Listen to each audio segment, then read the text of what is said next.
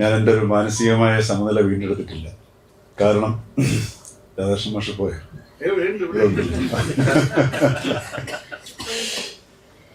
അപ്പൊ അതിൻ്റെ ആ ഒരു അന്തരീക്ഷത്തിൻ്റെ അതിൽ തന്നെ ഞാൻ നിൽക്കുകയാണ്. കാരണം ഞാനും അദ്ദേഹം ഈ പറഞ്ഞ കാലഘട്ടത്തിലൂടെ മുഖ്യധാരാ മാധ്യമത്തിൻ്റെ ഒരു കേന്ദ്ര ബിന്ദുവിൽ കിടന്ന് പ്രവർത്തിച്ചൊരു വ്യക്തി എന്ന നിലയിൽ, അപ്പം അതുകൊണ്ട് ഞാനൊരു എൻ്റെ മാനസികമായ ഒരു സ്വാസ്ഥ്യം വീണ്ടെടുക്കാനുള്ള സമയം നിങ്ങൾ അനുവദിക്കും എന്ന് ഞാൻ വിശ്വസിക്കുന്നു.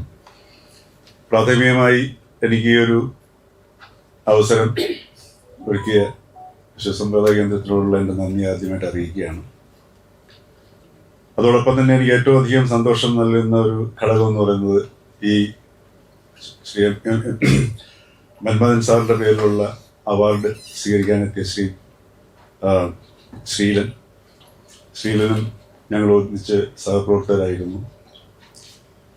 ശ്രീലൻ്റെ കയ്യക്ഷരം പോലും എനിക്കിപ്പോൾ നല്ല ഓർമ്മയുണ്ട്. അന്ന് കമ്പ്യൂട്ടർ വഴിയായിരുന്നില്ല കാര്യം റിപ്പോർട്ടിൽ എഴുതിയിരുന്നത്. ഇന്നിപ്പോൾ കയ്യക്ഷരമൊന്നും ആർക്കും പരിചയം ഉണ്ടാവില്ല. എനിക്ക് പോലും പേന എടുത്ത് പിടിച്ച് മര്യാദയ്ക്ക് എഴുതാൻ ഉണ്ടാവുന്നൊരവസ്ഥ ഉണ്ടോ എന്ന് സംശയമാണ്. തികച്ചും ഒരു യോഗ്യമായ കൈകളിലാണ് ഈ അവാർഡ് എത്തിയിരിക്കുന്ന പുരസ്കാരം എത്തിയിരിക്കുന്നുള്ളത് എനിക്ക് വളരെയധികം സന്തോഷമുണ്ട്. കാരണം വളരെ ജീവസ്പർശിയായിട്ടുള്ള ഒട്ടേറെ റിപ്പോർട്ടുകൾ ഈ കൊച്ചിയുടെ ഭാഗത്തു നിന്ന്, പശ്ചിമ കൊച്ചി തീരപ്രദേശത്തു നിന്നും മറ്റുമൊക്കെ പത്രത്തിലേക്ക് വരികയും ഒരുപാട് ജീവിതങ്ങളിലേക്ക് മാറ്റങ്ങൾ കൊണ്ടുവരുന്നതിന് പോലും, ഗുണകരമായ മാറ്റങ്ങൾ കൊണ്ടുവരുന്നതിന് സഹായിച്ച, നേരത്തെ ഇവിടെ സൂചിപ്പിച്ച മാധ്യമ പ്രവർത്തനത്തിന് ഒരുപാട് ദോഷവശങ്ങളുണ്ട്. പക്ഷെ എന്നിരുന്നാൽ പോലും ഒരുപാട് നന്മയുടെ വശങ്ങളുണ്ട്. ജസ്റ്റ് ഒരു നിമിഷം നമ്മൾ ഈ പറയുന്ന മോശപ്പെട്ട മാധ്യമങ്ങൾ തന്നെ അതിൻ്റെ അഭാവത്തിൽ ഒരു 2-3 ദിവസം നമ്മൾ ആലോചിച്ച് നോക്കിയാൽ അറിയാം നമ്മൾ എത്രമാത്രം ഒരവസ്ഥയിലായിരിക്കും സമൂഹം പോവുക എന്നുള്ളത്. ഒരുപാട് ഗുണകരമായ വശങ്ങളുണ്ട്. ആ ഗുണപരമായ വശങ്ങളുടെ സാധ്യതകൾ മുഴുവൻ തൻ്റെ മേഖലയിൽ നിന്നുകൊണ്ട് പരമാവധി പ്രയോജനപ്പെടുത്താൻ ശ്രമിക്കുന്ന ഒരു മാധ്യമ പ്രവർത്തനമാണ് ശ്രീലൻ. അപ്പോൾ അതുകൊണ്ട് ശ്രീലൻ പുരസ്കാരം വാങ്ങുന്ന ഈ ഒരു ചടങ്ങിൽ പങ്കെടുത്ത് ഞാൻ ആദ്യം ശ്രീലനെ അഭിനന്ദിക്കുന്നതോടൊപ്പം എൻ്റെ സന്തോഷവും പങ്കെടുക്കുകയാണ്. പിന്നെ രണ്ടാമത്, എനിക്കിവിടെ നിന്ന് എന്തെങ്കിലും പറയണമെന്നുണ്ടെങ്കിൽ രാധാകൃഷ്ണൻ മാഷ് പറഞ്ഞതിൽ നിന്ന് തുടർച്ചയായിട്ടേ പറയാൻ പറ്റുള്ളൂ. ഇതിൻ്റെ യഥാർത്ഥ ഒരു അവസ്ഥ എന്താണെന്നുള്ളത് എനിക്കും കൂടെ അറിയാം, നേരിട്ടറിയാം എന്നുള്ളത് കൊണ്ട്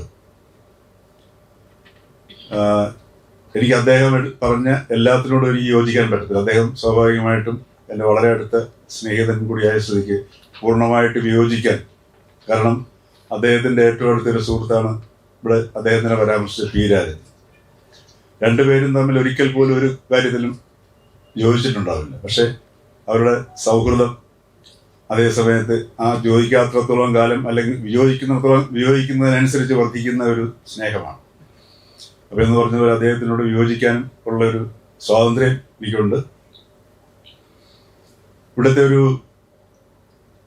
വിഷയത്തിൽ നമുക്ക് തന്നിരിക്കുന്ന വിഷയം വളരെ ഒരു ഗുരുതരമായ ഒരു വിഷയമാണ്. വാർത്താ അവതരണത്തിലെ സത്യവും മിഥ്യയും. അപ്പൊ എന്താണ് ഈ സത്യവും മിഥ്യയും എന്നുള്ളത് തിരിച്ചറിയാതെ നമുക്ക് അതിലേക്ക് പോവുക പ്രയാസമാണ്. അപ്പൊ കാരണം എന്തിനെക്കുറിച്ചൊരു ക്ലാരിറ്റി, ഒരു കൃത്യമായ ധാരണ ഉണ്ടാവുക എന്നുള്ളതാണ് മാധ്യമപ്രവർത്തനം നടത്തുന്നതിന് അടിസ്ഥാനമായി വേണ്ട യോഗ്യത. കാര്യം നമുക്ക് തെളിച്ചവും ബോധ്യവും ഉണ്ടെങ്കിൽ മാത്രമേ ഒരു കാര്യം നമുക്ക് മറ്റൊരാളോട് പങ്കുവയ്ക്കാൻ പറ്റുകയുള്ളൂ.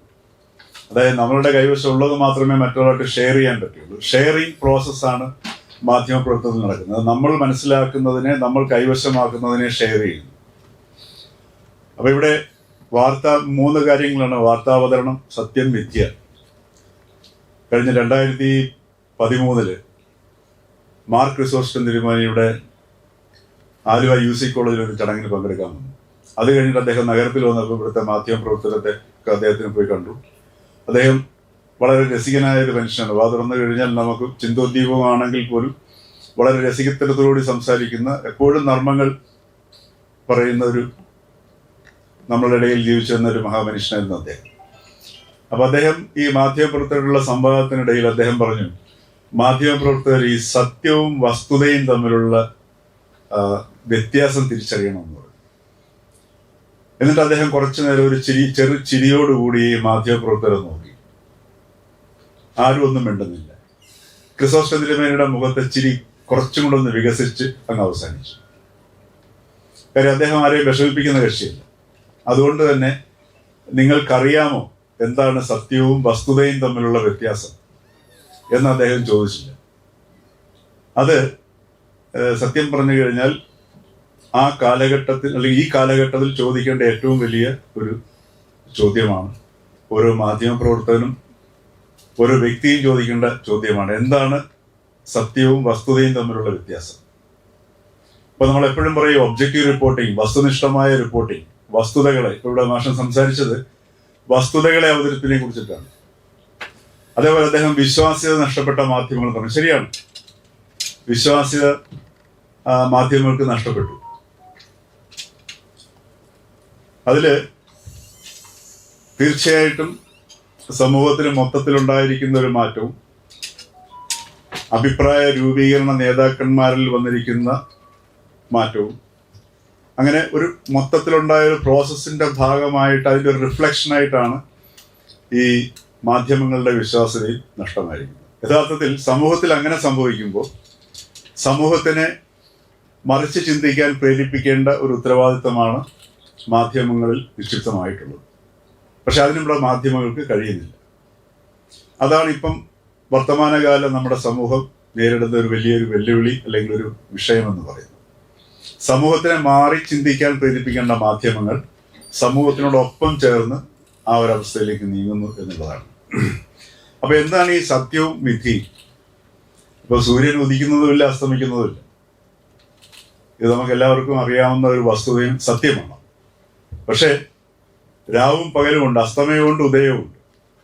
ഇതിനെ ചിട്ടപ്പെടുത്തി മാത്രമേ നമുക്ക് ഇവിടെ ജീവിക്കാൻ പറ്റുകയുള്ളൂ. ഇന്ന് രാവിലെ 10 മണിക്ക് മീറ്റിംഗ് വെച്ചിരിക്കുന്നു. അത് നമ്മൾ ഈ സൂര്യോദയത്തെയും സൂര്യാസ്തമനത്തെയും അടിസ്ഥാനമാക്കിക്കൊണ്ടാണ് നമ്മൾ ജീവിക്കുന്നത്. പക്ഷെ അപ്പോഴും നമ്മുടെ പശ്ചാത്തലത്തിൽ അറിയുന്ന ഒരു അറിവുണ്ട്, സൂര്യൻ അസ്തമിക്കുന്നതുമില്ല, ഉദിക്കുന്നതുമില്ല. ഇതേപോലൊരു ബന്ധമാണ് ഈ സത്യവും മിഥ്യയും തമ്മിലുള്ളത്. ഇപ്പൊ നമ്മളിവിടെ സംസാരിച്ചുകൊണ്ടിരിക്കുന്ന സമയത്ത് എൻ്റെ സ്വരം എന്ന് പറയുന്നത്, എൻ്റെ സംഭാഷണം നിങ്ങൾ കേൾക്കുന്നത് മിഥ്യയാണെങ്കിൽ അത് എവിടെ നിന്ന് വരുന്നു? അതിന്റെ പശ്ചാത്തലമായി പ്രവർത്തിക്കുന്ന നിശബ്ദതയാണ്. അപ്പൊ ഈ നിശബ്ദത സത്യമായി അവിടെ നിലകൊള്ളുമ്പോൾ എൻ്റെ ശബ്ദം ഇവിടെ മിഥ്യയായി മാറുന്നു എന്നുള്ളതാണ്. ഈ ശബ്ദം നിങ്ങൾക്ക് കേൾക്കാൻ പറ്റും, പക്ഷെ ഒരിക്കലും എനിക്ക് നിശബ്ദത നിങ്ങളിലേക്ക് എനിക്ക് പകരാൻ പറ്റത്തില്ല. അത് ഓരോ വ്യക്തിക്കും അറിയുവാൻ മാത്രമേ കഴിയത്തുള്ളൂ. അപ്പോൾ നമുക്ക് എക്സ്പീരിയൻസ് ചെയ്യാൻ കഴിയുന്ന അല്ലെങ്കിൽ അറിയാൻ കഴിയുന്ന ഒരു അവസ്ഥയിലാണ് സത്യം നിലനിൽക്കുന്നത്. അതേസമയത്ത് വസ്തുത നമ്മൾ കൈമാറുന്ന സംഗതികളാണ്. ആ വസ്തുതകളെ കൈമാറുന്ന സമയത്ത് സ്വാഭാവികമായിട്ടും എന്തിന്റെ അടിസ്ഥാനത്തിലായിരിക്കണം ഈ വസ്തുതകളെ കൈമാറേണ്ടത് എന്ന ഒരു ബോധ്യത്തിന്റെ അടിസ്ഥാനത്തിൽ നിന്നാണ് ഈ സത്യവും മിഥ്യയും തമ്മിലുള്ള ബന്ധമുണ്ടാവുന്നത്. അപ്പൊ അവിടെയാണ് വാർത്താ അവതരണത്തിലെ പ്രത്യേകതകൾ വരുന്നത്. ഈ കഴിഞ്ഞ 2 ദിവസം മുമ്പ് ഒരു പത്രത്തിലൊരു വാർത്ത വന്ന്, മാതൃഭൂമിയിൽ തന്നെയാണ് വന്നത്. അപ്പൊ അത്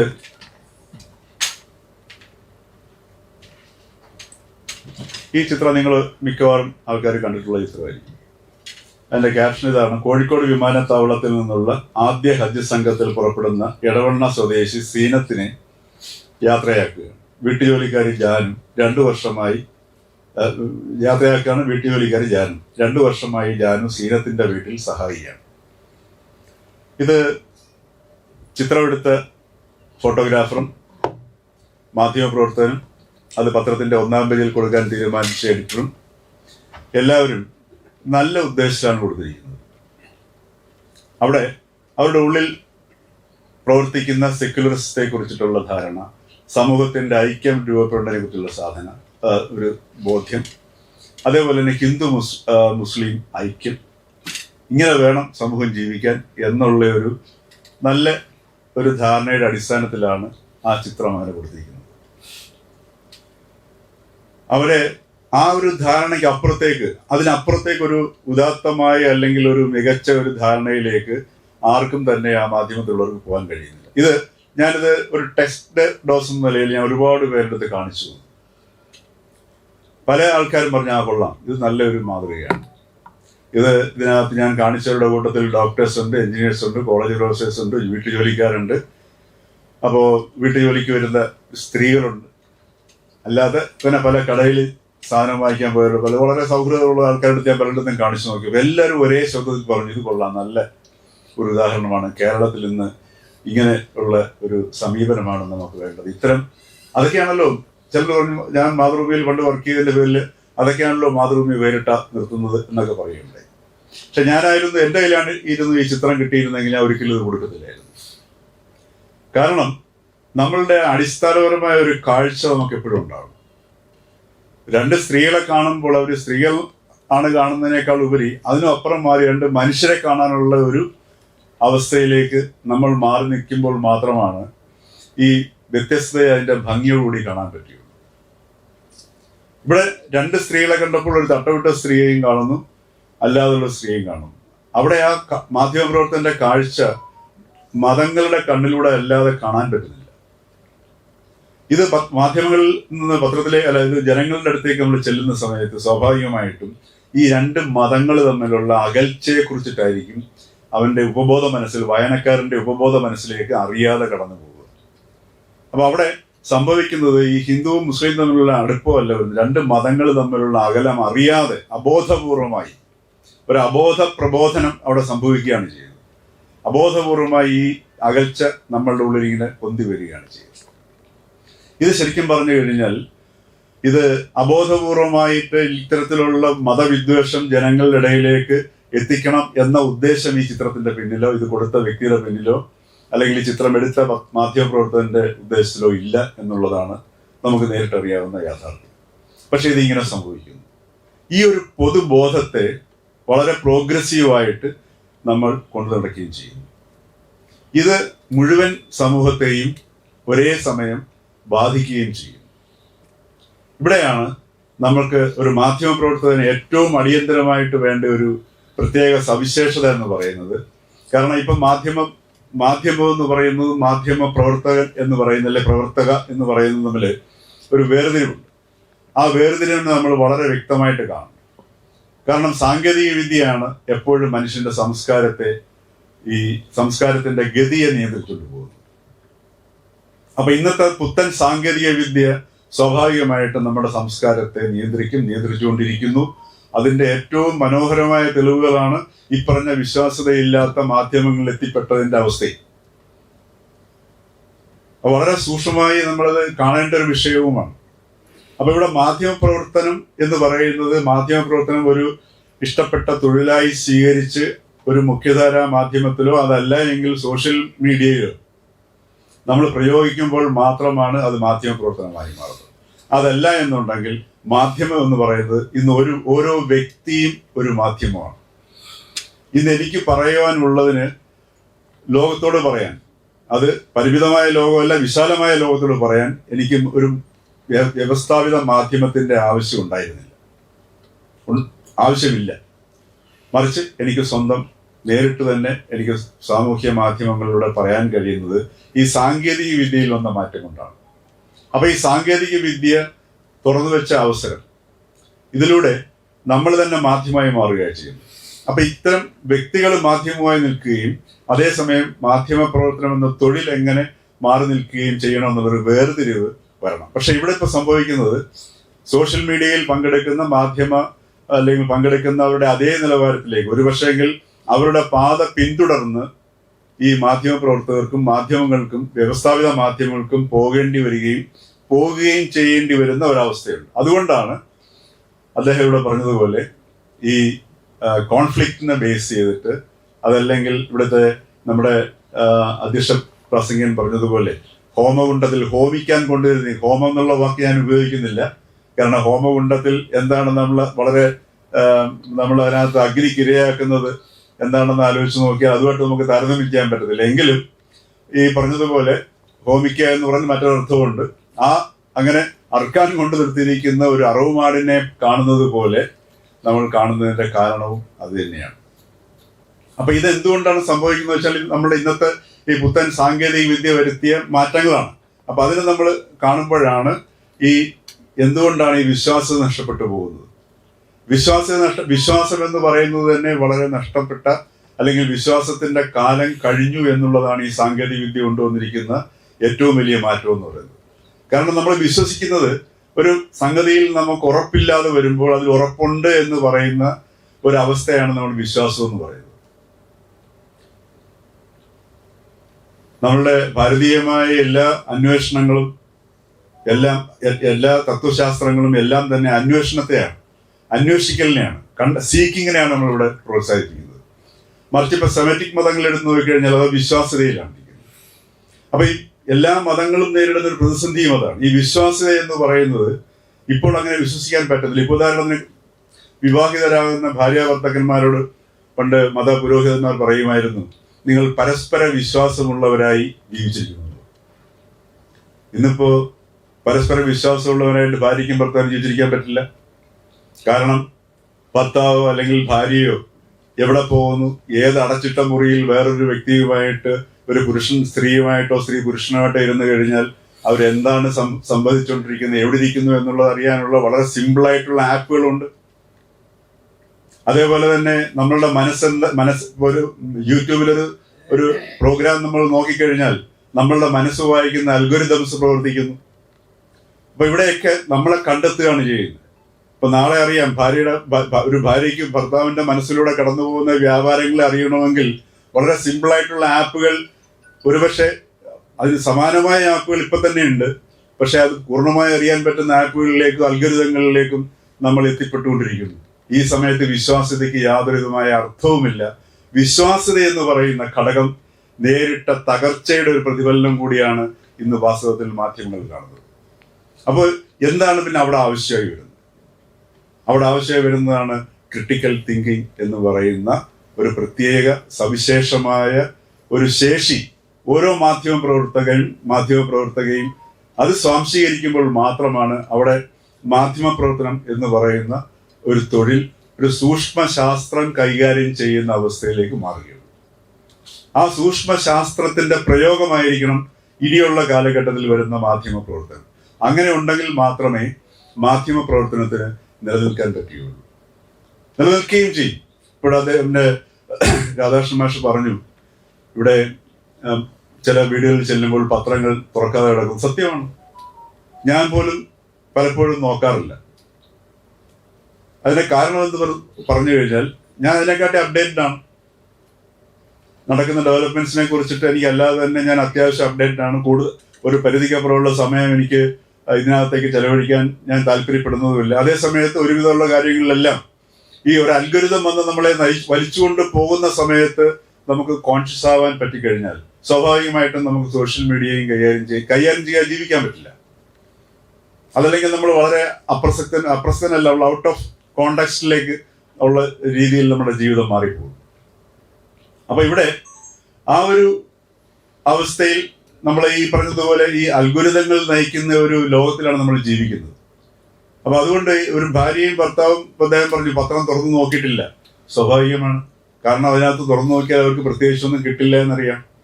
അപ്പൊ ഇപ്പം നമ്മളുടെ ഈ ഒരു കാലഘട്ടം എന്ന് പറയുന്നത് ക്വാണ്ടിറ്റിയിൽ നിന്ന് മാറി ക്വാളിറ്റിയിലേക്ക് വന്നു കഴിഞ്ഞു. സാങ്കേതിക വിദ്യ അത് ഉറപ്പ് വരുന്നു. ഇപ്പൊ നമ്മൾ സ്വിഗ്ഗി ഒരു ഭക്ഷണം നമ്മൾ ഓർഡർ ചെയ്യണമെന്നുണ്ടെങ്കിൽ ആദ്യം നമ്മൾ നോക്കുന്നത് ആ ഹോട്ടലിൽ എത്ര സ്റ്റാർ ഉണ്ടെന്നുള്ളതാണ്. ആ സ്റ്റാർ നോക്കിയിട്ടാണ് നമ്മൾ അതിന് ഓർഡർ ചെയ്യുന്നത്. അവിടെ നമ്മൾ ക്വാളിറ്റിയെയാണ് ശ്രദ്ധിക്കുന്നത്. നേരത്തെ ഇവിടെ കാരം പോയ ഉപ്പിനെ കുറിച്ച് പറഞ്ഞു. ആ കാരം എന്ന് പറയുന്നത് ക്വാളിറ്റിയാണ്. അപ്പൊ ഈ ക്വാളിറ്റി ഒരിക്കലും നമുക്ക് കമ്മ്യൂണിക്കേറ്റ് ചെയ്യാൻ പറ്റത്തില്ല. ഇന്നതാണ് ക്വാളിറ്റി എന്നുള്ളത് ഒരിക്കലും നമുക്ക് ഒരു മാധ്യമപ്രവർത്തകന് അത് പറഞ്ഞു കൊടുക്കാൻ പറ്റത്തില്ല. പക്ഷേ ക്വാളിറ്റി എപ്പോഴും നമുക്ക് എക്സ്പീരിയൻസ് ചെയ്യാനേ പറ്റത്തുള്ളൂ. ക്വാളിറ്റി എക്സ്പീരിയൻഷ്യലാണ്. അപ്പൊ ഈ മാറുന്ന ലോകം എന്ന് പറയുന്നത് എക്സ്പീരിയൻഷ്യൽ വേൾഡിലേക്ക് ലോകം മാറിക്കൊണ്ടിരിക്കുകയാണ് ചെയ്യുന്നത്. അനുഭവം ഉണ്ടാവണം. അപ്പൊ ഈ ഒരു റിപ്പോർട്ട്, ഈ ഒരു ചിത്രം, നമ്മളുടെ ഈ ഒരു സീനത്തുമ്മയെ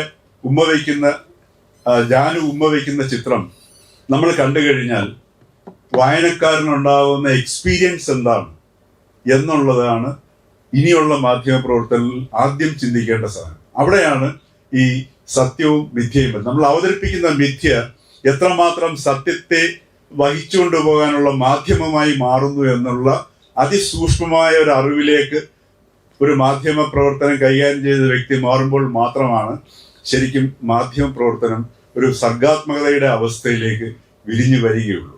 അതിൻ്റെ ഒരു ലക്ഷണമാണ് നമ്മളിപ്പോൾ കാണുന്നത്. ഇവിടെ ശരിയാണ്, ഇപ്പൊ ആങ്കർമാർ പറയുന്നു, എന്തുകൊണ്ട് അവർ പറയുന്നു എന്ന് ആലോചിച്ച് നോക്കിയാൽ നമുക്ക് അവരോട് സഹതാപം തോന്നാൻ നിവൃത്തിയില്ല.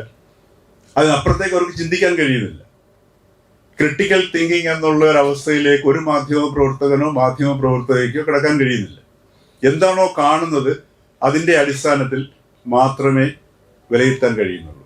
മറിച്ച് ഒരു സംഗതിയെ കണ്ടു കഴിഞ്ഞാൽ അതിൻ്റെ ഡിഫറെൻറ്റ് ഡയമെൻഷൻസ്, അതിൻ്റെ മാനങ്ങൾ, നമ്മളുടെ ഇപ്പം ഈ ബഹുമാനം എന്നുള്ള വാക്ക് ഉപയോഗിക്കാറുണ്ട്. നമ്മൾ ബഹുമാനത്തെ പലപ്പോഴും കാണുന്നത് റെസ്പെക്റ്റിന്റെ മലയാളമായിട്ടാണ് കാണുന്നത്. നമ്മൾ മലയാളികൾ പോലും, നമ്മുടെ ഭാരതീയർ പോലും റെസ്പെക്റ്റിന്റെ മലയാളമായിട്ടാണ്. അത് ഒരുപക്ഷെ നമ്മുടെ കൊളോണിയൽ സംസ്കാരം പകർന്നു തന്ന ഒരു അറിവിന്റെ അനുഭവത്തിലാണ്. അത് നമ്മളുടെ എക്സ്പീരിയൻസ് ആയി മാറിക്കഴിഞ്ഞു. റെസ്പെക്റ്റിന്റെ മലയാളമാണ് ബഹുമാനം എന്ന് പറയുന്നത്. ബഹുമാനം എന്ന് പറയുന്നത് മനുഷ്യന്റെ ഏറ്റവും വലിയ ഗുണവുമായി ബന്ധപ്പെട്ട സംഗതിയാണ്. മനുഷ്യ മൃഗങ്ങളിൽ നിന്ന് മാറ്റുന്നത് അവന്റെ സൗന്ദര്യം എന്ന് പറയുന്ന ഒറ്റ ഘടകമാണ്. ഈ സൗന്ദര്യം എന്ന് പറയുന്നത് കാണുന്ന ഒന്നിൽ മറ്റൊന്നിനെ കാണുക എന്നുള്ളതാണ്. അതായത് ഒന്നിൽ തന്നെ പല മാനങ്ങളെ കാണുക. ഒരു സ്ത്രീയിൽ അമ്മയെ കാണുന്നു, സഹോദരിയെ കാണുന്നു, അങ്ങനെ പല പല മാനങ്ങൾ കാണുമ്പോഴത്തേക്ക് അവന്റെ ബന്ധങ്ങൾ മാറുന്നു, വൈകാരികത മാറുന്നു. അങ്ങനെ പല പല മാനങ്ങളിൽ മനുഷ്യൻ ഒരു സംഗതിയെ കാണുന്നതിനെയാണ് ബഹുമാനം എന്ന് പറയുന്നത്. മൾട്ടി ഡയമെൻഷനലായിട്ട് ഒരു സംഗതിയെ നമ്മൾ കാണുമ്പോഴാണ് ബഹുമാനം എന്ന് പറയുന്നത്. ആ ബഹുമാനം എന്ന് പറയുന്നത് സൗന്ദര്യത്തിന്റെ മറ്റൊരു ഭാവപ്രകടനം എന്ന് മാത്രമേ ഉള്ളൂ. അപ്പൊ ഈ ബഹുമാനത്തിൽ നമ്മൾ സംഗതികൾ കാണുമ്പോഴാണ് നമ്മൾ ഈ പർദ്ദയിട്ട സ്ത്രീയെ ഒരു മുസ്ലിം സ്ത്രീയായിട്ടും അല്ലെങ്കിൽ ജാനുവിനെ ഒരു ഹിന്ദുവായിട്ടും കാണുന്നത് ഈ ബഹുമാനത്തിന്റെ അഭാവത്തിൽ വരുന്ന സംഗതിയാണ്. അപ്പൊ ഇത്തരത്തിലുള്ള ഒരു മാറ്റത്തിലേക്ക് നമ്മളുടെ പ്രയോഗിച്ചിരിക്കുന്ന പ്രയോഗങ്ങൾ പലതും മാറേണ്ടി വരുന്നു. ഉദാഹരണത്തിന് ജനാധിപത്യം എന്ന് പറയുന്നത് സ്വാഭാവികമായിട്ടും ഒരു ഡെമോക്രസിയുടെ ഒരു പരിഭാഷയായിട്ടാണ് അത് മാധ്യമങ്ങൾ കൊണ്ടുവന്നതാണ്. കാര്യം മാധ്യമങ്ങൾ നമ്മൾ പടിഞ്ഞാറ് നിന്നാണ് അതിൻ്റെ എല്ലാവിധമായിട്ടുള്ള സങ്കേതങ്ങളും സ്വീകരിച്ചിട്ടുള്ളത്. സ്വാഭാവികമായിട്ടും പടിഞ്ഞാറൻ സങ്കേതങ്ങളിലേക്ക് വരുമ്പോൾ മാധ്യമങ്ങളുടെ അതിനോടൊപ്പം തന്നെ എല്ലാവിധമായിട്ടുള്ള അതിൻ്റെ പല മാനങ്ങളുണ്ട്. എന്തുകൊണ്ടാണ് നമ്മൾ സ്കൂപ്പുകൾ, അത് എക്സ്ക്ലൂസീവ് വാർത്തകൾ, വലിയ വലിയ ജേർണലിസ്റ്റിക് അച്ചീവ്മെന്റ്സ് ആയിട്ട് പുൾസർ അവാർഡ് കിട്ടിയ ലേഖകനെ അല്ലെ ലേഖികയെ നമ്മൾ ഓർത്തിരിക്കുന്നത്? ഈ സ്കൂപ്പുകൾ എന്ന് പറയുന്നത് ഒരു പത്രത്തിന്റെ ഒരു ഓഫ് കോഴ്സ് തീർച്ചയായിട്ടും അന്വേഷണാത്മക പത്രപ്രവർത്തനത്തിൽ നിന്നാണ് സ്കൂപ്പുകൾ ഉണ്ടാവുക. എങ്കിൽ പോലും ഒരു മാധ്യമ സ്ഥാപനം സ്കൂപ്പ് ഉപയോഗിക്കുന്നത് അതിന്റെ വാണിജ്യപരമായ പ്രചാരണത്തിന് വേണ്ടിയിട്ടാണ്.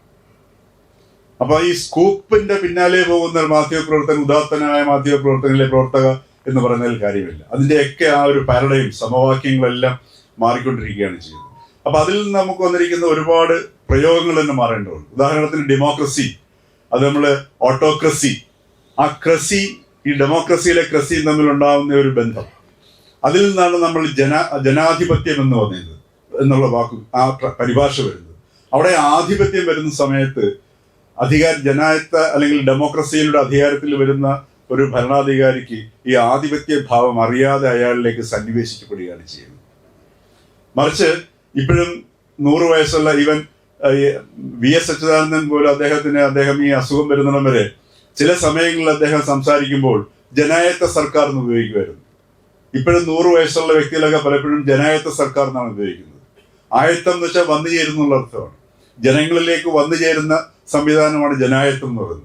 കേരളത്തിൽ ഉപയോഗിച്ചുകൊണ്ടിരുന്ന നമ്മളെ പല ചരിത്ര പുസ്തകങ്ങൾ എടുത്ത് നോക്കിക്കഴിഞ്ഞാലും ഉത്തരവാദിത്ത പ്രക്ഷോഭത്തിനെതിരെയുള്ള സമരവും അതിനുവേണ്ടിയുള്ള സമരവും ഒക്കെ നമ്മൾ എടുത്ത് നോക്കുമ്പോൾ അവിടെയൊക്കെ നമ്മൾ കാണുന്ന പരാമർശം ജനായത്തമാണ്. ഇപ്പോഴും ശരിക്കും നമ്മൾ ആ ഒരു ജനാധിപത്യം എന്നുള്ള പ്രയോഗം മാറ്റി ജനായത്തത്തിലേക്ക് വരേണ്ട ചില വളരെ ബോധപൂർവമായ പ്രയോഗങ്ങൾ പ്രയോഗിക്കേണ്ട ഒരു ആവശ്യം കൂടിയാണ്. അവിടെയാണ് നമ്മൾ ഭാഷയൊക്കെ നമ്മൾ ഉപയോഗിക്കേണ്ടത്. അപ്പൊ ഇങ്ങനെയുള്ള ഒരുപാട് മാറ്റത്തിന്റെ ഘട്ടത്തിലൂടെയാണ് ഇപ്പോൾ നമ്മളുടെ ലോകം കടന്നു പോയിക്കൊണ്ടിരിക്കുന്നത്. ആ മാറ്റത്തിന്റെ ആ ഒരു ഘട്ടത്തിൽ എങ്ങനെ ക്രിട്ടിക്കൽ തിങ്കിങ്ങിലൂടെ നമുക്ക് ഈ മാധ്യമ പ്രവർത്തനത്തിലേക്ക് മാറ്റം കൊണ്ടുവരാം എന്നുള്ളതാണ് സവിശേഷമായ ഒരു ആലോചനയിലേക്ക് കിടക്കുന്നത്. അവിടെയാണ് ഈ കൾച്ചറൽ റിപ്പോർട്ടിങ്ങിന്റെ ഒക്കെ പ്രാധാന്യം വരുന്നത്. ഉദാഹരണത്തിന് 2-3 മാസങ്ങൾ ഇടവേള എടുത്തു കഴിഞ്ഞാൽ കേരളം എന്ന് പറയുന്നത് ആഘോഷങ്ങളുടെ ഒരു നാടാണ്, ഉത്സവങ്ങളുടെ ഒരു നാടാണ്.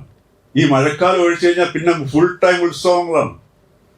ഈ ഉത്സവങ്ങളെന്ന് പറഞ്ഞ ഉദാഹരണത്തിന് തൃശ്ശൂർ പൂരം, അതിൻ്റെയൊക്കെ രൂപം നൽകിയിട്ടുള്ള ആ മഹാനുഭാവന്മാരുടെ അവിടെയാണ് അവർ മിഥ്യയെ ഈ സത്യവുമായിട്ട് കണക്ട് ചെയ്ത് ഉപയോഗിച്ചിരിക്കുന്നതിന്റെ ഭംഗി നമ്മൾ ആസ്വദിക്കണമെന്നുണ്ടെങ്കിൽ ശരിക്കും പറഞ്ഞു കഴിഞ്ഞാൽ ആ തൃശ്ശൂർ പൂരത്തിന്റെ ആ കുടമാറ്റമൊക്കെ ഒന്ന് കാണേണ്ടതാണ്.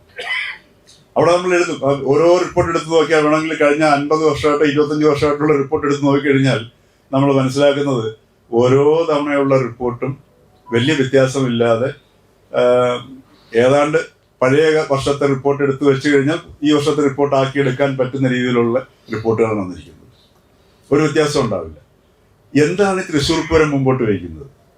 എന്താണ് മിഥ്യ സത്യം അറിയാൻ ഏറ്റവും മനോഹരമായ ഉദാഹരണം തൃശ്ശൂർ പൂരമാണ്. കാരണം മാറ്റമില്ലാത്ത ഒരു വസ്തുവിന്റെ അല്ലെങ്കിൽ ഒരു മാറ്റമില്ലാത്ത സത്യത്തിന്റെ പശ്ചാത്തലത്തിൽ ഇപ്പൊ വടക്കുന്നാഥൻ ശിവൻ, ഇപ്പൊ അവിടെ ഒരു 4 കൊല്ലം മുമ്പ് ഒരു പ്രധാനപ്പെട്ട ചാനലിൽ ഒരു ഗവേഷണ ബിരുദം നേടിയിട്ടുള്ള ഒരു ഡോക്ടർ അധ്യാപകനാണ്, മലയാള അധ്യാപകനാണ് അതിന്റെ വിവരണം നിർവഹിച്ചത്. അപ്പൊ അദ്ദേഹം ഇങ്ങനെ വളരെ വാചാലനായി പറയുന്നുണ്ടായിരുന്നു, തൃശ്ശൂർ തേക്കിൻകാട് മൈതാനിയുടെ വടക്കു വശത്താണ് ക്ഷേത്രം ഇരിക്കുന്നതെന്നും അതുകൊണ്ടാണ് അത് വടക്കുന്നാഥൻ എന്ന് ഇവിടെ തൃശ്ശൂരിലെ ശിവനെ അറിയപ്പെടുന്നതും എന്നൊക്കെ അദ്ദേഹത്തിന് പറയുന്നുണ്ട്. ഒന്ന് ആലോചിച്ച് നോക്കുക, ആ ഒരു ഡോക്ടറേറ്റ് നേടിയ ഒരു ഭാഷാ അധ്യാപകൻ എത്ര ധൈര്യപൂർവമാണ് അത് ചാനലിലൂടെ അത് അങ്ങനെ പറയുന്നതെന്ന് ആലോചിക്കുമ്പോഴാണ് നമുക്ക് സങ്കടം തോന്നുന്നത്. കാരണം ധ്രുവം എന്ന് പറഞ്ഞാൽ മാറ്റമില്ലാത്തത്, ആ ധ്രുവ നക്ഷത്രത്തിനടിയിലാണ് കൈലാസത്തിൽ ശിവന്റെ സ്ഥാനം.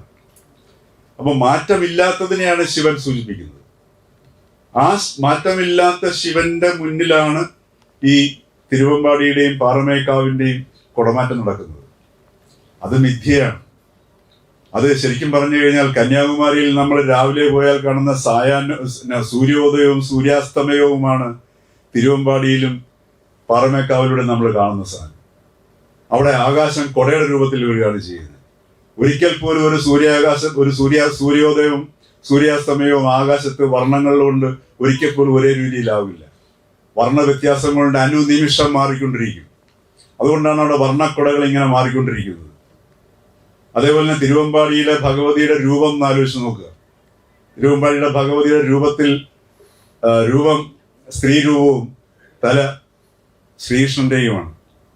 അതെന്തുകൊണ്ടാണ്? മാറ്ററായിട്ടുള്ളത് മുഴുവൻ സ്ത്രീയാണ്. കൃഷ്ണനും മാറ്ററായിട്ട് വരികയാണെങ്കിൽ സ്ത്രീയാണ്. അവിടെ സ്ത്രീയും പുരുഷനും എന്നുള്ള ഒരു സങ്കല്പം തന്നെ സാധാരണ നമ്മുടെ സ്ത്രീ പുരുഷ സങ്കല്പത്തിൽ നിന്ന് മാറി മറ്റൊരു ഡയമെൻഷനിലേക്ക്, ഒരു സത്യത്തിലേക്ക് നമ്മളെ കൊണ്ടുപോകുന്നു. പക്ഷെ അത് കാഴ്ച എന്ന് പറയുന്ന മിഥ്യയിലൂടെയാണ് ഈ സത്യത്തിലേക്ക് നമ്മളെ കൊണ്ടുപോകുന്നത് എന്ന് കാണുമ്പോഴാണ് അതിൻ്റെ ഒരു ഡയമെൻഷൻ. നമ്മൾ തൃശ്ശൂർ പൂരം കണ്ടുകൊണ്ടിരിക്കുമ്പോൾ പോലും നമ്മൾ ഈ ഒരു ഡയമെൻഷനിൽ നമുക്ക് അറിയുകയാണെങ്കിൽ, ആ അറിവിന്റെ അടിസ്ഥാനത്തിൽ അതൊരു റിപ്പോർട്ടിംഗ്, ഒരു കൾച്ചറൽ റിപ്പോർട്ടിംഗ് നടത്തുകയാണെങ്കിൽ എത്ര മനോഹരതയായിരിക്കും. ഇതിലൂടെയാണ് ക്രിട്ടിക്കൽ തിങ്കിങ്ങിലൂടെ നമ്മളിപ്പോൾ കാണുന്ന ഓരോ നാരദൻ, അതേപോലെ ഓരോ കഥാപാത്രങ്ങളും ഒക്കെ ഈ ക്രിട്ടിക്കൽ തിങ്കിങ്ങിലൂടെ, മിഥ്യയിലൂടെ, അതിന്റെ ഭംഗിയിലൂടെ. ഉദാഹരണത്തിന് നമുക്ക് എല്ലാവർക്കും അറിയാം ശ്രീകൃഷ്ണന്റെ രൂപം, അദ്ദേഹത്തിന്റെ ശിരസിൽ കിരീടത്തിൽ ചൂടിയിരിക്കുന്ന മയിൽപീലി. ഈ മയിൽപീലിക്ക് നിറങ്ങളൊന്നുമില്ല, അതിന്റെ പ്ലൂംസ് അല്ലെങ്കിൽ അതിന്റെ പീലികൾക്ക് ഒരെണ്ണത്തിനും നിറമില്ല. പക്ഷെ അതിന്റെ അറേഞ്ച്മെന്റ്സിലൂടെ, പ്രകൃതി രൂപപ്പെടുത്തിയിരിക്കുന്ന അതിന്റെ അറേഞ്ച്മെന്റ്സിലൂടെയാണ് നമുക്ക് അതിന്റെ വർണ്ണം അനുഭവപ്പെടുകയാണ് ചെയ്യുന്നത്, എക്സ്പീരിയൻസ് ചെയ്യാണ് ചെയ്യുന്നത്. നമ്മളുടെ എക്സ്പീരിയൻസ് മാത്രമാണ് ആ പീലിയിലെ നിറം എന്ന് പറയുന്നത്. ഇത് നമ്മളെ ബോധ്യപ്പെടുത്തുകയാണ് ചെയ്യുന്നത്. അപ്പൊ ഇങ്ങനെ ഒരു ക്രിട്ടിക്കൽ തിങ്കിങ്ങിലൂടെ നമ്മൾ പോകുമ്പോൾ മാത്രമേ യഥാർത്ഥത്തിൽ മറ്റ് ഡയമെൻഷനുകൾ കാണാൻ പറ്റുകയുള്ളൂ. അതല്ലാതെയുള്ള വസ്തുതകൾ മുഴുവൻ, ഉദാഹരണത്തിന് ഞാനിപ്പോൾ സംസാരിക്കുന്നത്, ഞാൻ എൻ്റെ വീട്ടിൽ നിന്ന് ഇവിടെ വന്നതും എൻ്റെ കൂടെ വന്ന ശ്രീ അജയ് എൻ്റെ കൂടെ വന്നതും ഇതെല്ലാം തന്നെ വസ്തുതകളാണ്. ഈ വസ്തുതകളെല്ലാം ഡേറ്റയായി മാറിക്കഴിഞ്ഞു. ഓരോ മനുഷ്യന്റെ ജീവിതവും ഡേറ്റയായി മാറിക്കഴിഞ്ഞു. ഈ വസ്തുതകൾ ലഭ്യമാണ്. പക്ഷെ ഈ കാണുന്ന വസ്തുതകളിൽ നിന്നും എങ്ങനെ അതിൻ്റെ ആ സത്യവുമായിട്ടുള്ള കണക്ഷൻ എങ്ങനെ നമുക്ക് അതിന് മിഥ്യയുടെ ഭാഷയിലൂടെ എങ്ങനെ നമുക്ക് ബന്ധിപ്പിക്കാൻ കഴിയും എന്നുള്ളതാണ് വർത്തമാനകാല സമൂഹത്തിൻ്റെയും മാധ്യമ പ്രവർത്തനത്തിൻ്റെയും കാതലായിട്ട് മുന്നിൽ നിൽക്കുന്ന വെല്ലുവിളി. ഇതിന് കഴിയാത്തത് കൊണ്ടാണ് ഈ പാവങ്ങൾ കിടന്ന് തെറി വിളിക്കുകയും തന്തയ്ക്ക് വിളിക്കുകയൊക്കെ ചെയ്യുന്നത്. കാര്യം നിവൃത്തിയില്ല. കാരണം എന്തെങ്കിലും പറയണം. അവരുടെ ലക്ഷ്യം ആലോചിച്ച് നോക്കുക. അവരുടെ ലക്ഷ്യം ചാനലിന്റെ റേറ്റിംഗ് എന്ന ഫോക്കസിൽ മാത്രമാണ്. ഒരു പത്രത്തിന്റെ എഡിറ്റർ ഇപ്പോൾ ജോയിൻ ചെയ്യുന്നത് സർക്കുലേഷൻ മാനേജറായിട്ടാണ് ജോയിൻ ചെയ്യുന്നത്. എങ്ങനെ പത്രത്തിന്റെ സർക്കുലേഷൻ കൂട്ടാം എന്ന ഉത്തരവാദിത്വമാണ് നിശ്ചിതമാകുന്നത്. അപ്പൊ സ്വാഭാവികമായിട്ടും അവിടെ ഇത്തരം വിഷയങ്ങളെ കുറിച്ച് ചിന്തിക്കണമെന്നുണ്ടെങ്കിൽ, ആ ഒരു ചിന്താധാരയിലേക്ക് ഒരു പത്രാധിപർ കടക്കണമെന്നുണ്ടെങ്കിൽ സ്വാഭാവികമായിട്ടും ഈ വിജ്ഞാന മണ്ഡലത്തിലേക്ക്, ഇതിന്റെ ഈ മൾട്ടി ഡയമെൻഷണൽ തിങ്കിങ് പ്രോസസ്സിലേക്ക്, ആ ക്രിട്ടിക്കൽ തിങ്കിങ്ങിലേക്ക് നമുക്ക് പ്രവേശിക്കേണ്ടി വരും. ആ ക്രിട്ടിക്കൽ തിങ്കിങ്ങിലേക്ക് പ്രവേശിക്കുമ്പോഴാണ് നിങ്ങളുടെ ഉള്ളിലുള്ള സത്ത എന്താണ് എന്നുള്ളത് നിങ്ങളും തിരിച്ചറിയുക. അവിടെയാണ് സർഗാത്മകത വരികയും ചെയ്യുക. അത് മറ്റുള്ളവരുമായിട്ട് പങ്കുവെക്കുകയും ചെയ്യുക. ഇത് വാസ്തവത്തിൽ ഇന്ന് കാണുന്ന വിശ്വാസ്യതയില്ലായ്മയും മറ്റും എല്ലാം തന്നെ മാധ്യമങ്ങളെയൊക്കെ ചിന്തിപ്പിക്കുന്നുണ്ട്. എങ്ങനെ ക്വാളിറ്റി കൊടുക്കാൻ കഴിയും, എങ്ങനെ ഗുണപരമായ കണ്ടന്റ് നമുക്ക് കൊടുക്കാൻ കഴിയും. ഗുണപരമായ കണ്ടന്റ്, ആ കണ്ടന്റിലാണ്. കണ്ടന്റിന് ഭംഗി വേണം. ഈ പറഞ്ഞതുപോലെ പീലി അടുക്കി വെച്ചിരിക്കുന്നത് പോലുള്ള ഓർഗനൈസ്ഡ് ആയിട്ടുള്ള അവസ്ഥ, സന്തുലിതമായിട്ടുള്ള അവസ്ഥ. ഇവിടെ രാധാകൃഷ്ണ പറയുകയുണ്ടായി, സ്ത്രീകളൊന്നും കാണുന്നില്ല എന്ന് പറയുകയുണ്ടായി. ടെലിവിഷനിൽ വാർത്തയൊന്നും അവർ ശ്രദ്ധിക്കുന്നില്ല. എന്തുകൊണ്ട് സ്ത്രീകൾ വാർത്തകൾ ശ്രദ്ധിക്കുന്നില്ല? എന്തുകൊണ്ട് ആണുങ്ങൾ ഇതിനകത്ത് വളരെ വ്യാപൃതരായി മുഴുകുന്നു? അവിടെയാണ് സ്ത്രൈണത എന്ന് പറയുന്ന പ്രശ്നം വരുന്നത്. സ്ത്രൈണത എന്ന് പറയുന്ന ഒരു ക്വാളിറ്റിയാണ്. ആ ക്വാളിറ്റി സ്ത്രീയിൽ കൂടുതൽ നിക്ഷിപ്തമായിട്ടുണ്ട്. പക്ഷെ ഈ സ്ത്രൈണത എന്ന് പറയുന്നത് സോഫ്റ്റ് ആയിട്ട് വളരെ ഈ പറഞ്ഞതുപോലെ ഹൃദയത്തിന്റെ ഭാഷയിൽ കാര്യങ്ങളെ മനസ്സിലാക്കുന്ന ആ വൈകാരികതയാണ് സ്ത്രൈണത എന്ന് പറയുന്നത്. ആ സ്ത്രൈണതയിലേക്ക് ഈ പുരുഷൻ അല്ലെങ്കിൽ ആണുങ്ങൾ മാറുമ്പോഴാണ് അവിടെ സംസ്കാരം ജന്യമാകുന്നത്. അങ്ങനെ വരുമ്പോഴേ ഈ പുരുഷൻ പ്രകൃതിയെ സമീപിക്കുമ്പോൾ പോലും ആ ഒരു സോഫ്റ്റ് ആയിട്ടുള്ള സ്ത്രൈണമായ സമീപത്തോടുകൂടി അവിടെ സമീപിക്കാൻ പറ്റുകയുള്ളൂ. ആ സ്ത്രൈണതയുടെ അഭാവം ഉണ്ടാവും. മറിച്ച് ഇന്ന് നമ്മൾ സ്ത്രീ ശാക്തീകരണത്തിൽ ഒരു കുറ്റവാസനയുള്ള ഒരു പുരുഷന്റെ സ്വഭാവത്തെ കടത്തിവിട്ടുകൊണ്ട് സ്ത്രീയെ ശാക്തീകരിക്കാനുള്ള ശ്രമവുമാണ് ഇന്ന് നമ്മൾ പൊതുമാധ്യമ രംഗങ്ങളിലൂടെ പുരോഗമനത്തിന്റെയൊക്കെ പേരിൽ നടക്കുകയും ചെയ്യുന്നത്. അപ്പൊ അവിടെ സ്ത്രൈണത എന്ന ക്വാളിറ്റിയെ നമ്മൾ എങ്ങനെ മനസ്സിലാക്കണം? ഈ പറഞ്ഞതുപോലെ പരസ്പരം അങ്ങോട്ടും ഇങ്ങോട്ടും ഈ അറക്കാൻ നിൽക്കുന്ന മാറിനെ സമീപിക്കുന്ന പോലെയുള്ള മാധ്യമ പ്രവർത്തകരുടെ ഒരു സമൂഹത്തിന്റെ മുമ്പിൽ എങ്ങനെ ഈ ഒരു ക്വാളിറ്റേറ്റീവ് ജേർണലിസം അല്ലെങ്കിൽ ഇങ്ങനെ ഒരു കണ്ടന്റ് എങ്ങനെ നമുക്ക് വൈദഗ്ധ്യത്തോടുകൂടി കൈമാറാൻ കഴിയും എന്നുള്ളതാണ് അവിടെയാണ് സൗന്ദര്യവും ഈ പറഞ്ഞതുപോലെ ക്രിട്ടിക്കലായിട്ടുള്ള തിങ്കിങ് പ്രോസസ്സിന്റെയും ഒക്കെ ആവശ്യം വർത്തമാന കാലഘട്ടത്തിൽ നമ്മൾ കടന്നു വരുന്നത്. അപ്പൊ അത്തരത്തിലുള്ള ഒരു വെല്ലുവിളി, വാസ്തവത്തിൽ ഈ വിശ്വാസ്യത നഷ്ടപ്പെട്ടത് തന്നെ ഞാനതിനെ കാണുന്നത് വളരെ ഗുണകരമായ ഒരു അന്തരീക്ഷം എന്നല്ല. കാരണം ഇതിൽ നിന്ന് തന്നെയാണ് പുതിയൊരു സംഗതി ഡെവലപ്പ് ചെയ്യുന്നത്. ഈ പത്രങ്ങൾക്ക് ഇനി നിലനിൽക്കണമെന്നുണ്ടെങ്കിൽ സ്വാഭാവികമായിട്ടും ഗുണപരമായ ക്വാളിറ്റിയുള്ള കണ്ടന്റുകൾ കൊടുക്കുകയാണെങ്കിൽ ഒരു സംശയവും വേണ്ട, പത്രങ്ങൾ ഇന്ന് ലോകത്തിൽ ഏറ്റവും കൂടുതലധികം പുസ്തകങ്ങൾ വിറ്റഴിക്കപ്പെടുന്ന കാലഘട്ടത്തിലൂടെ കടന്നു പോകുന്നു. വിശേഷിച്ചും നമ്മളത് ഇംഗ്ലീഷ് പുസ്തകങ്ങളുടെ വിപണിയൊക്കെ എടുത്ത് നോക്കിയാൽ മലയാളത്തിൽ പോലും ഇന്ന് ലോകത്തിൽ കൂടുതൽ ഏറ്റവും കൂടുതൽ മനുഷ്യർ വായിക്കുന്ന ഒരു ഘട്ടത്തിലൂടെ കടന്നു പോയിക്കൊണ്ടിരിക്കുകയാണ് ചെയ്യുന്നത്. ഇന്ന് ഉദാഹരണത്തിന് അത് നമ്മൾ വാട്സപ്പ് തന്നെ എടുത്ത് നോക്കിയാൽ മതി. വായനാശൈലി കൂടുകയാണ് ചെയ്യുന്നത്. താല്പര്യമുള്ള വിഷയങ്ങൾ എല്ലാവരും വായിക്കുന്നുണ്ട്. അപ്പൊ നമ്മുടെ കൺവെൻഷണൽ ശീലിച്ച രീതിയിലുള്ള വായനകൾ അതിന്റെ കാലം കഴിഞ്ഞു. അപ്പൊ ഇവിടെ ക്വാളിറ്റി ആയിട്ടുള്ള അല്ലെങ്കിൽ വളരെ ഒരു വ്യക്തി വായിച്ചു കഴിഞ്ഞാൽ തനിക്കൊരു എക്സ്പീരിയൻഷ്യൽ ലെവലിലേക്ക് മാറാൻ കഴിയുന്ന കണ്ടന്റുകൾ എവിടെ ലഭ്യമാവുന്നോ സ്വാഭാവികമായിട്ടും അത് മലയാളി അത് ഏറ്റവും കൂടുതൽ വാസ്തവത്തിൽ ദാഹാർത്ഥമായിരിക്കുന്ന ഒരവസ്ഥയാണ്. അതിന്റെ ഒരു മുരടിപ്പിലാണ് വാസ്തവം ഇന്ന് പുറത്ത് നമ്മൾ കാണുന്ന ക്രൈം റേറ്റുകൾ കൂടുന്നതിന്റെ അവസ്ഥയിലാണെങ്കിലും ശിഥിലമായ ബന്ധങ്ങളിൽ ഉണ്ടാവുന്ന സംഗതികളാണെങ്കിലും എല്ലാം തന്നെ ഈ ഒരു കലങ്ങിമറിഞ്ഞ അന്തരീക്ഷത്തിന്റെ ഫലമായിട്ടുണ്ടാവുന്നതാണ്. ഈ സമയത്ത് മാധ്യമങ്ങൾക്ക് അത് എവിടെയാണോ അത് കൊടുക്കാൻ കഴിയുന്നത് അതിലേക്ക് സ്വാഭാവികമായിട്ടും മാധ്യമങ്ങൾ ഒരു പുതിയ ഒരു പുനർജന്യമായ ഒരു അവസ്ഥയിലേക്ക് മാറുമെന്നുള്ളതിൽ സംശയമില്ല. അതിനകത്ത് എനിക്ക് വളരെയധികം ശുഭാപ്തി വിശ്വാസം തന്നെയാണുള്ളത്. അങ്ങനെ മാറാതെ മാധ്യമങ്ങൾക്ക് നിലനിൽക്കാനും പറ്റുകയില്ല. അതല്ല എങ്കിൽ സ്വാഭാവികമായിട്ടും ഇത്തരത്തിലുള്ള വ്യക്തികൾ പോലും മാധ്യമങ്ങളായി ഉദയം ചെയ്യുന്ന അവസ്ഥയിലേക്ക് സംഗതികൾ മാറും എന്നുള്ളത് തന്നെയാണ് എനിക്കിതിനകത്ത് പറയാനുള്ളത്. ഞാൻ ഇതുകൊണ്ട് തൽക്കാലം എൻ്റെ വാക്കുകൾ അവസാനിപ്പിക്കുന്നു. നന്ദി, നമസ്കാരം.